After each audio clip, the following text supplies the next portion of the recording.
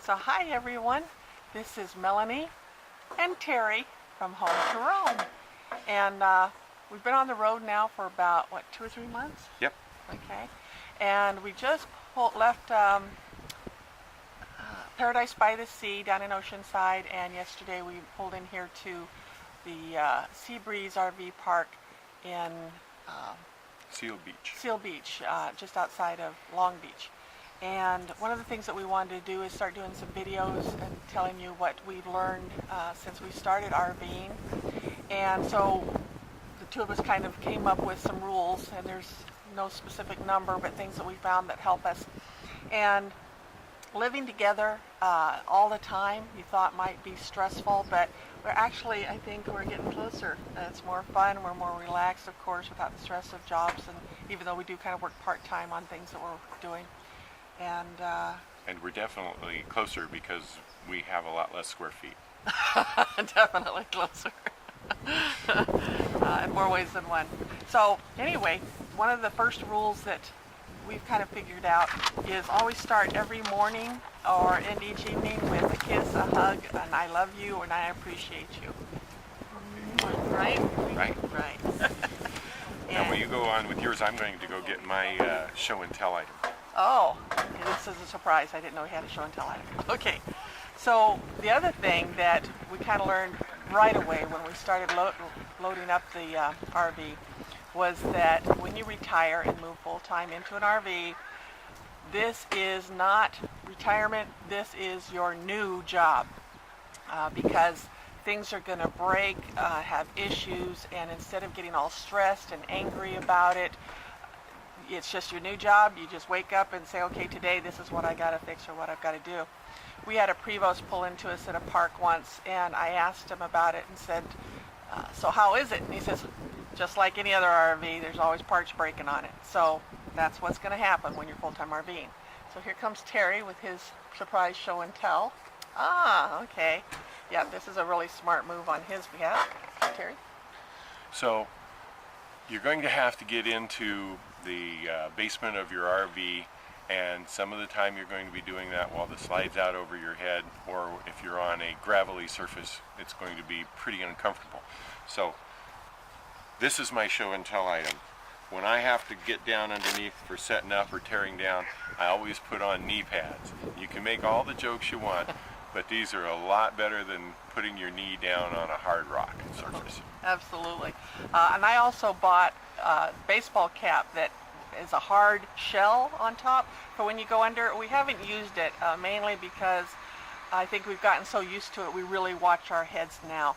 But we do, one of the things when we first bought it, we had it parked in the garage of our house, and I was walking out of the garage and texting, so don't text and walk, and walked right into the corner of the slide out, and I think I cracked some ribs. It hurt for several months. So one of the things I've seen other people do when I researched online is they take one of those pull noodles and cut it into about 6 to 8 inch pieces, slice it down the side, and just stick it over the corner of the slide unit. I think Terry's going to grab one of those. And that will also be a big lifesaver for you when you're walking around the slides. And this is what it looks like when it's cut and ready to go on. Yeah. Okay, so one of my rules is when we're getting ready to move, I put everything by where it's going to get stowed, but I don't put it away until we pull the slides in, because then you're not going to be banging your head as much. Conversely, at the other end, you want to try and get everything out that you're going to need out of the basement before you put your slides out, because then you won't have to worry about noodles or knee pads or hard hats. That's right.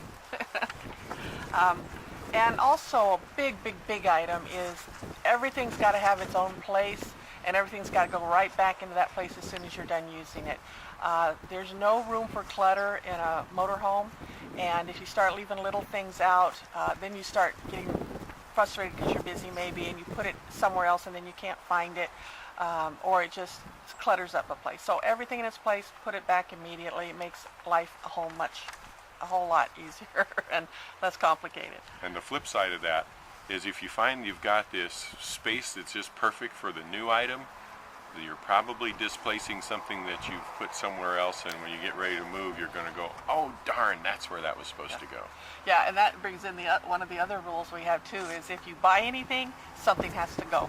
So you can't keep accumulating. You know, when you buy something, I kind of make the rule where if we buy something, 2 things have to go, because we're pretty crammed in there right now. Also, even though you're living together full time, you still have to have a date night. You know, get out, enjoy yourselves, relax, and keep continuing to build your relationship, because it just means so much when the two of you are working on it together.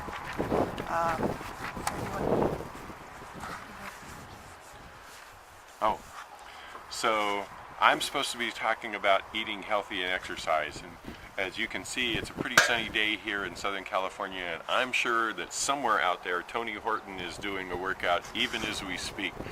And Tony, I'll be doing mine later today.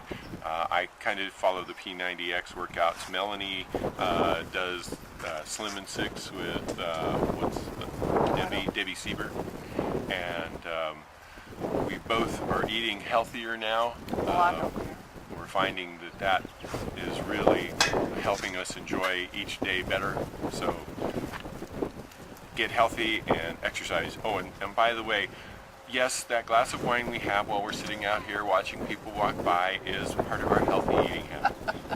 And the reason we say that you need to eat healthy and exercise is because moving is a lot of work. Whenever it's packing day, you have to pack up all the chairs and rugs and everything and move them in and out and stretching and bending, and so my back hurts worse on those days than any other days. So if you stay in shape, then it's easier to deal with that. Also, one of the things we like to do is do the dishes together. You know, one wash, one dry, and that way they get done quicker right after the meal, and everything's put away and the place looks clean again, no clutter. And it's fun, you know, when you do it together.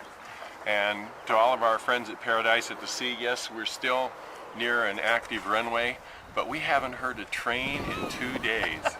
Yeah, we were living with trains all along the coast on the way up here. I think I've almost gotten used to them. Okay, so another important thing too is to get a key finder, like one of those little square tile things called tile, or something you clap and that help you find your keys, because we're always misplacing the RV keys or the car keys. And we created a really nice little key ring rack right beside the door, but we're still bad about leaving them in our pockets or just setting them down somewhere when we're doing something. And then the last one is kind of the big one for RVers. If you haven't heard before, or if you have, you're very aware that if you're not careful with the toilet and what you put in it, it will back up, and you're going to have a lot of problems, and it's super expensive to have them flushed out professionally. And so 2 things that we do. One is I have a big actually cereal container, plastic one that it has a spout on it, and I put a trash can liner in it and use the spout to throw away toilet paper for number ones. And that way you keep the toilet paper out of there. Even though it says it'll digest it, it's not so, it doesn't do it that great. If you get the Scott paper tissue, the 1 thin ply, yes, that will probably dissolve easier, but then it's not a very good toilet paper. I mean, it doesn't hold up for what you need it for.